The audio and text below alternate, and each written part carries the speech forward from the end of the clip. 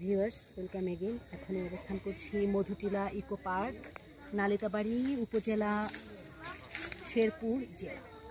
এটা হচ্ছে একেবারে ইন্ডিয়ার বর্ডারের কাছাকাছি, বর্ডার উপজেলা এটা।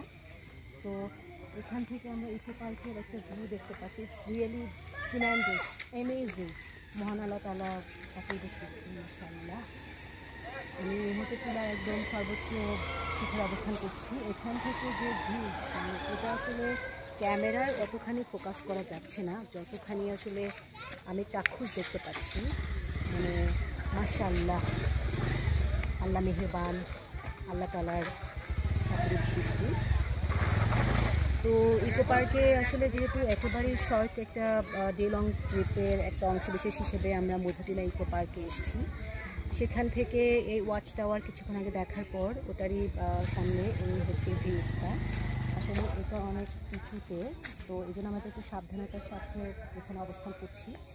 কারণ আল্লাহ না করুক এখান থেকে যদি আমার পা একটু পিছলে যায়, একদম ডিরেক্ট, একদম মানে কি বলবো, ভূপাতিত হবো আর কি, আল্লাহ তাআলা এমনটা না করুক।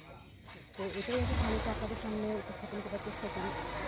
মাশাআল্লাহ এত সুন্দর, মানে ইকো পার্কের এই গভীর অরণ্য আমার কাছে একটা মানে লাইক একটা মানে অ্যামাজন মনে হচ্ছে। যদিও আমি নিজের চোখে তো অ্যামাজন দেখিনি, বাট মানে অসম্ভব সুন্দর, ফ্যান্টাস্টিক। আমার খুব ভালো লাগছে, তো আশা রাখি আপনাদেরও ভালো লাগবে। আর এখানে একটু ঢালু, সো আর সামনে যেতে পারছি না। তারপরেও আমরা এই প্রাকৃতিক সৌন্দর্যটা যতখানি আসলে এই মুঠোফোনের মাধ্যমে উপস্থাপন করা যায় সেটাই তুলে ধরার চেষ্টা করছি। জানি না আপনারা কতখানি এটার হাইট বুঝতে পারছেন। হাইট যতখানি পাচ্ছে, এটা হচ্ছে কি আপনার স্লোপ, লাইক আপনার এতটাই ঢালু পথ, একটু রিস্কি, সামনে যাওয়াটা আসলে প্রসেস করা যাচ্ছে না। বাট প্রাকৃতিক সৌন্দর্য অসাধারণ। তো আশা রাখি মধুটিলা ইকো পার্কে যদি আপনারা আসেন, অবশ্যই এই ওয়াচ টাওয়ারের এখানে আসবেন, এই প্রাকৃতিক সৌন্দর্যটা অবলোকন করবেন।